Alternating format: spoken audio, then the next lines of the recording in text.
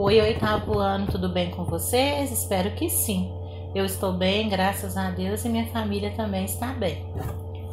Vamos falar um pouquinho nessa videoaula sobre a distribuição espacial e também vamos fazer correção de algumas atividades. Começamos aí analisando esse mapa do Mundo Densidade Demográfica em 2015. Esse mapa está nos mostrando que a população mundial está distribuída de maneira bastante desigual. Oitavo ano, lugares com muitas pessoas e lugares com pouco. Onde será a maior aglomeração de pessoas? Onde as pessoas têm melhores oportunidades de sobreviver. Por exemplo, próximo aos grandes centros urbanos, as cidades. E os vazios demográficos irão ocorrer onde? Nas áreas insalubres. O que são essas áreas? Lugar que, ou por ser um deserto, ou por ser uma região com geleira, ou por ser uma área de floresta, vai ter poucas condições aí de sobrevivência para as pessoas. Então vão ocorrer esses vazios demográficos, correto? Falando um pouquinho aí de dois conceitos de um país, o que é um país populoso e o que é um país povoado. Um país populoso tem uma grande população absoluta, ou seja, o número total de habitantes. Podemos citar como exemplo a China, a Índia, os Estados Unidos e também o Brasil. Já um país povoado, ele tem uma alta densidade demográfica, que corresponde aí ao número total de habitantes dividido pela área territorial e é expressado em habitantes por quilômetro quadrado. Indicadores sociais. Cerca de 80% da riqueza produzida no planeta está concentrada nos países do norte, sobretudo na América Anglo-Saxônica, Europa Ocidental, Japão e Austrália. Por outro lado, a pobreza concentra-se no Bloco Sul, com destaque para os países da África e da Ásia. Alguns países, principalmente os localizados na África, apresentam indicadores socioeconômicos como expectativa de vida, taxa de alfabetização e renda per capita e taxa de mortalidade infantil muito ruins. Isso, oitavo ano, indica que a qualidade de vida nesse país é baixa, é ruim. O que é a renda per capita? É uma renda média de cada habitante, calculada a partir da divisão da renda total do país, dividida pelo número total de habitantes. O IDH, que é o Índice de Desenvolvimento Humano, são levantamentos aí, são sugestões da ONU, que é a Organização das Nações Unidas, que criou esse Índice de Desenvolvimento Humano para identificar e comparar as condições de vida entre países e regiões. Como que é calculado isso? Quanto mais o IDH se aproximar de 1, melhor é a situação do país. Quanto mais próximo de 0, pior ela será. Então, o conceito para o Índice de Desenvolvimento Humano, ele é calculado com base em 4 aspectos, que são expectativa de vida, renda per capita, médias de anos de estudo dos adultos e os anos de estudos esperados. Dispersão da população, migrações atuais. Os fluxos migratórios sempre fizeram parte da história humana. Na antiguidade, os migrantes foram os hebreus, os egípcios, os fenícios, os gregos e romanos. No século VII, os árabes expandiram seus domínios da Espanha até a Índia. Outros povos espalharam-se de leste a oeste do continente asiático, em direção à China, ou ao sul da Rússia. Na Europa, os vingues, os eslavos, entre outros, são exemplos de povos que também se deslocaram. Tudo isso, oitavo ano, para a gente saber o que? Lendo esse texto, que sempre houve aí essa migração das pessoas, se deslocando de um lugar para o outro. Entre os séculos XVI e XVIII, os colonizadores europeus atraíram migrantes voluntários para suas colônias na América, enquanto os traficantes de escravizados coordenavam o comércio de africanos em uma migração forçada.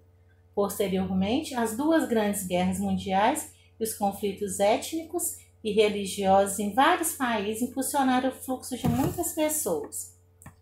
A partir da década de 1970, os progressos tecnológicos facilitaram a movimentação dos grupos humanos. Nos últimos 50 anos, o número de imigrantes triplicou.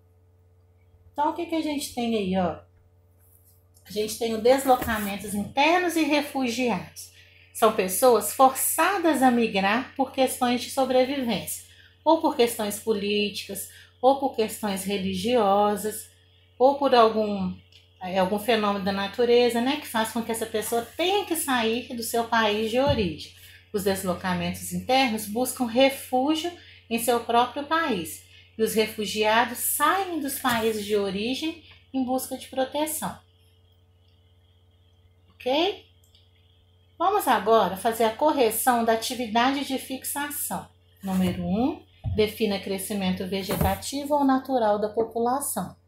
O crescimento vegetativo ou natural da população é definido pela diferença entre as taxas de mortalidade e natalidade. Número 2, de forma geral, o que tem ocorrido com as taxas de natalidade e mortalidade? Explique. As taxas de natalidade e mortalidade têm diminuído. Isso é resultado de, entre outros fatores, da melhoria das condições de vida da população, do maior acesso a medicamentos, atendimento médico hospitalar e saneamento básico, e aumento das mulheres no mercado de trabalho. Número 3, explique resumidamente o crescimento da população e transição demográfica. Até o século XVI, as taxas de natalidade e mortalidade foram elevadas. No final do século XVIII e início do século XIX, as taxas de mortalidade começaram a cair, devido aos primeiros avanços na medicina. Em determinado momento, o equilíbrio entre mortalidade e natalidade foi retomado, pois o número de nascimento diminuiu e o de óbito se estabilizou. Número 4, cite um aspecto positivo e um aspecto negativo quando um país tem uma grande proporção de jovens em sua população. Aspecto positivo, número maior de pessoas em idade ativa, ou seja, aptas para trabalhar.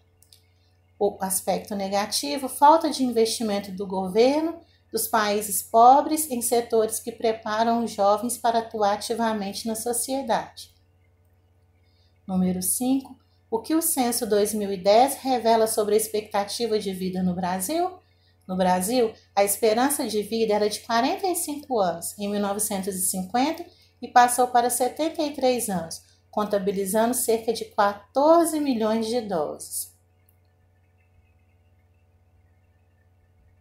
Número 6. Explica a relação entre o número de idosos e a previdência social. A redução de pessoas em idade ativa pode ocasionar problemas na previdência social, tendo que ser revistos o tempo de contribuição e a idade mínima para aposentadoria.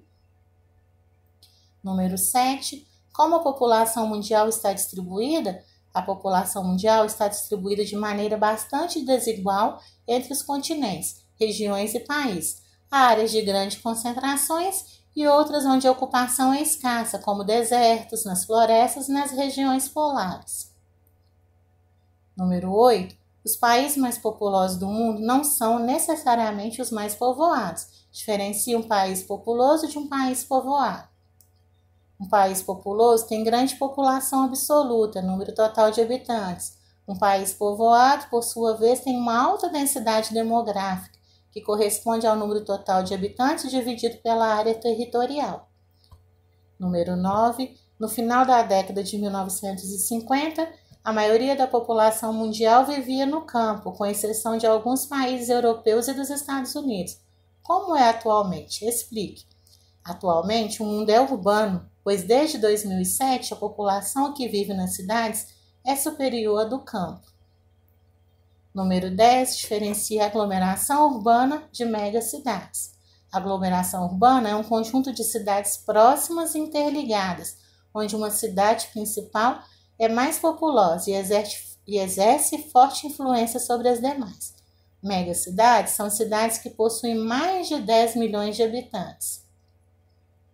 Número 11. Quais são os indicadores socioeconômicos? Expectativa de vida, taxa de alfabetização, renda per capita e taxa de mortalidade infantil. Número 12. Defina índice de desenvolvimento humano. é o índice criado pela Organização das Nações Unidas, ONU, para identificar e comparar as condições de vida entre países e regiões. Agora, oitavo ano, a gente vai fazer a correção das atividades 4 a 7 das páginas 67 e 68. Número 4, condições de saúde da população, acesso, saneamento básico e água potável, campanhas de vacinação e desenvolvimento de novos medicamentos são fatores que explicam as diferenças na expectativa de vida ao nascer entre as regiões do mundo. Número 5, compare as pirâmides etárias a seguir e elabore um texto analisando as principais diferenças na estrutura etária das regiões representadas. Indique os desafios que os governos dos países dessas regiões devem enfrentar para atender melhor a necessidade da população. É uma questão com resposta pessoal, porque o texto é de vocês. Então, considere essas questões pedidas aí no enunciado da questão. Número 6, sobre a distribuição espacial da população, responda. As diferentes condições naturais existentes no planeta Terra interferiram na distribuição da população ao longo do tempo? Justifique sua resposta. Interferiram, né, oitavo ano? Os primeiros grupos humanos, em geral, se fixaram próximo a rios, áreas de relevo relativamente planas e com condições de temperaturas que não fossem muito extremas.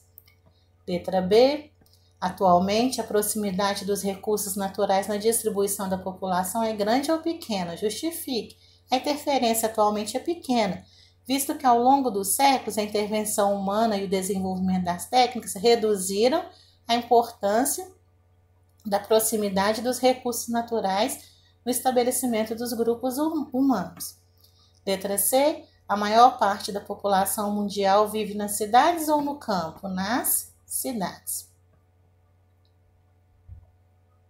Questão 7. Complete as lacunas. Os países mais populosos do mundo são China e Índia. Um país populoso tem grande população absoluta. A densidade demográfica corresponde ao número total de habitantes dividido pela área territorial. Os continentes mais populosos e povoados do mundo são Ásia e África. Corrigidas as atividades, a gente se encontra no próximo vídeo aula. Estou à disposição. Qualquer coisa, me chamem lá no e-mail. Fiquem com Deus.